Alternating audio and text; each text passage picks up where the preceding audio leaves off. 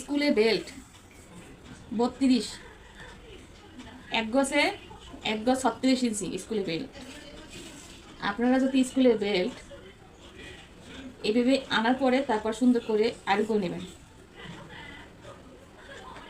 Iron করলে কী হয় জানেন, একদম গোছ পরে থাকে, মানে আপনি যেভাবে সেলাইটা করবেন একেবারে বসে থাকবে।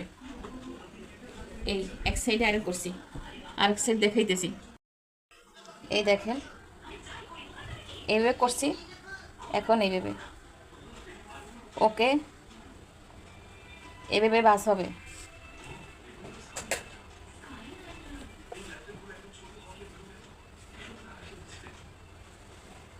এভাবে বাস হবে, তবে চেষ্টা করবেন কি জানেন, বাসটা কাপড়টা ভিতরে রাখার জন্য, কারণ আয়রন করার পরে কিন্তু এই বাসটা এইভাবেই থাকবে, বুঝতে পারছেন? এইভাবেই থাকবে।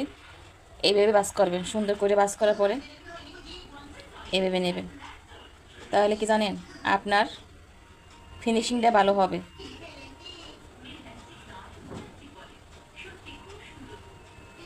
এইভাবে নেবেন। আমি পরবর্তীতে ভিডিও দেখাবো আপনাদের করার পরে কীভাবে হয়, সম্পূর্ণ দেখাবো। ফলো দিয়ে পাশে থাকবেন, তাহলে সাথে থাকলে দেখতে পারবেন।